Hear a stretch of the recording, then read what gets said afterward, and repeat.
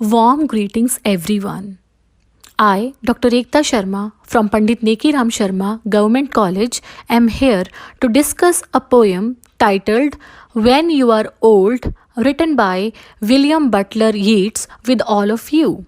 This poem falls in the syllabus of English BA 3rd semester pass course. Before starting with the explanation of the poem in details, let us discuss something about the poet. This poem is written by William Butler Yeats. He was an Irish poet and dramatist, and he was most popular literary figures of the 20th century. He was born in Dublin in 1865. His father, John Butler Yeats, was an artist and he encouraged Yeats to attend the Metropolitan School of Art in Dublin. But William did not make much progress in painting. He began writing poetry in just his teens. Yeats championed the cause of Irish nationalism and he was interested in the creation of an Irish nationalist literature. He fell in love with an extraordinary beautiful Irish nationalist, Maud Gonne, who chose not to marry Yeats, and she married a revolutionary who became a martyr in the Easter 1916 rebellion. Yeats continued to celebrate the beauty and talent of Maud Gonne in a series of poems that portrays his deep frustration and unhappiness. With the active support of a rich Anglo-Irish widow named Lady Gregory, he founded the Abbey Theatre. Yeats wrote plays which not only expressed his nationalism but also his love for Maud Gonne. Yeats' whole poetic career is marked by a continuous effort to evolve from one phase to another. There are three main phases in Yeats' development as a poet. The poetry of the first phase is characterized by a self conscious romanticism and draws heavily on Irish myth and folklore. The Lake Isle of Innisfree is a key poem of this first phase. The work of his middle period bears an imprint of the French symbolists, but Yeats' symbolism is deeply rooted in Irish tradition. He developed an elaborate symbolic system seen in poems such as The Second Coming. The poetry of last phase is characterized by a mature lyricism. This poetry is written in a more personal vein. He was also drawn to ancient Indian thought and he introduced Tagore's Gitanjali to the English readers. Students, he was also awarded the Nobel Prize for Literature in 1923. So it was all about the poet. Now let's start discussing something about the poem When You Are Old. When You Are Old is one of the most popular lyrical poem of Yeats written during his uncertain relationship with Maud Gonne. This poem is based on a sonnet by Pierre de Ronsard. The themes of this poem are love, loss, and regret. Love is presented as a spiritual relationship rather than a physical passion. Before starting the explanation of the poem line by line, I would like all of you to listen to this beautiful song from an old Hindi movie. Let's listen to this song, students.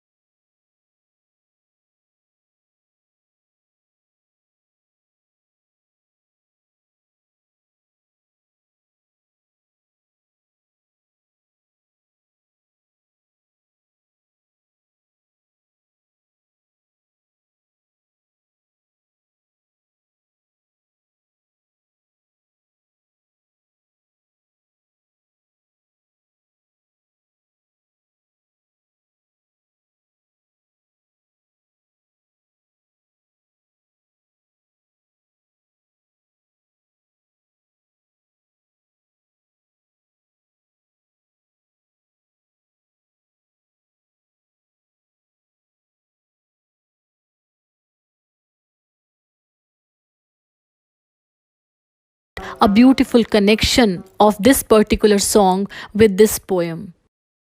All of you will certainly find a connection with this song when we finish the explanation of this poem. So let's start discussing the poem line by line. Let me recite the poem for all of you. When you are old and grey and full of sleep and nodding by the fire, take down this book and slowly read and dream of the soft look your eyes had once and of their shadows deep. How many loved your moments of glad grace and loved your beauty with love false or true, but one man loved the pilgrim soul in you and loved the sorrows of your changing face. And bending down beside the glowing bars, murmur a little sadly how love fled and paced upon the mountains overhead and hid his face amid a crowd of stars. Ah, such a lovely poem. Students, let's start with the first paragraph of the poem. When you are old and grey and full of sleep and nodding by the fire, take down this book. Here, the poet narrates how his beloved Mortgane would grow old with the passage of time. Her liveliness and youthful energy would vanish, and she would pass the time dozing by the fireside as old people want to do. The use of the word nodding shows aging effect of the old age. It also creates a beautiful imagery. Now, the next two lines of the first paragraph. And slowly read and dream of the soft look your eyes had once and of their shadows deep. In the above lines, the poet addresses his beloved Mortgane that she should take down this book and read it slowly when she grows old, her hair becoming grey, and she sits by the fire feeling sleepy and nodding on some winter evening. This book refers to the poet's collected poems, and Mortgane slowly go through the verses wherein the poet has declared his love for her and admired her graces and charms. She would be reminded of the loveliness of her eyes that once possessed and of their deep shadows. At that time, she might think that many young people loved her for her beauty and youth. Yeats' relationship with Gon was very complicated and had many ups and downs. It was definitely an unrequited love.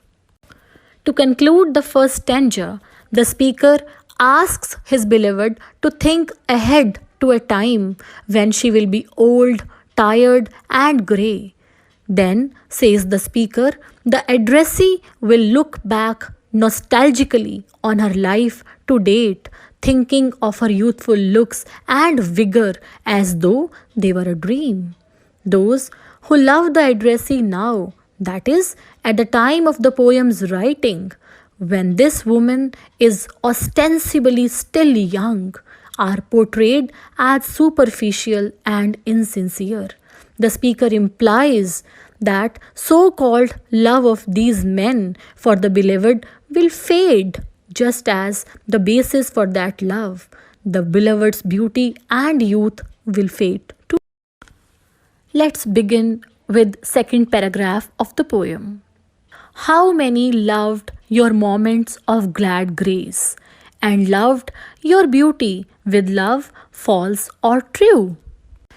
In these lines, the poet says that when Mortgane was young, she was very beautiful, and many young people loved her for her beauty and youth.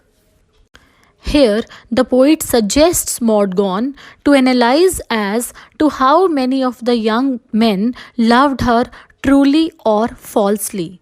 Now, let's read the next two lines of the same paragraph. But one man loved the pilgrim soul in you and loved the sorrows of your changing face. How beautifully Yeats has depicted his love for Maud Gonne in these two lines. The second stanza reminds the woman how many men loved her for her physical beauty, but that was not the actual love. The actual love is loving someone for the inner beauty. True love is devoting the life to the lover as a pilgrim devotes his life to his religion. The poet has called the soul as a pilgrim. It means that the poet also believes in the life after death, like Robert Browning, a great Victorian poet. According to the Oriental philosophy, human soul is immortal and leaves the body after death to take a new birth. Thus, human soul travels like a pilgrim to reach its final abode, that is, heaven, the pilgrimage. This is what the poet wants to convey to us by using the phrase pilgrim soul. The poet affirms that he loved Maud Gonne for her inner beauty, even at the stage when her beauty was totally faded. The expression changing face suggests how the young lady whom the poet loved realized that all her admirers loved her only for her physical beauty and grace, but only the poet loved her truly. How sad she had felt at that time. To conclude the second paragraph, we can say that the poet suggests Maud Gonne to analyze as to how many of the young men loved her truly or falsely. After a deep consideration, she would reach the conclusion that all of them had physical love in their hearts for her.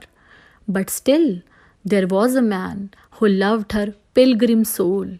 The poet also claims that he was always sensitive to the changes that went on her face from time to time. It shows that poet's deep devotion to her and is a testimony to his true love for her. He knew when her face showed the marks of sadness or sorrow. Only the poet was able to read and understand even the minutest changes. Now let's read the concluding lines of the poem, that is stanza third. And bending down beside the glowing bars, murmur a little sadly, how love fled and paced upon the mountains overhead, and hid his face amid a crowd of stars.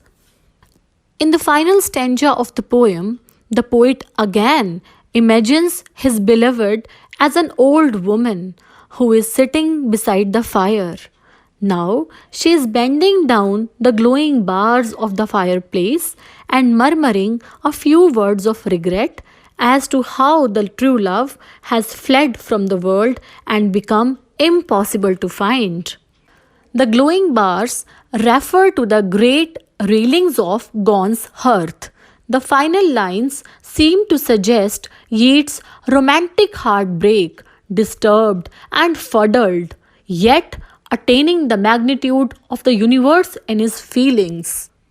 The first two lines of the third stanza depict the old woman bending closer to the fire, remembering and regretting how the love once had from the speaker ran away. In the 10th line, Yeats utilizes personification by having love flee like a person would. In the last two lines, Yeats writes that after love fled, he paced upon the mountains overhead and hid his face amid a crowd of stars. The last line, and hid his face amid a crowd of stars, contains very beautiful imagery as the reader imagines love hiding between the stars in the heavens.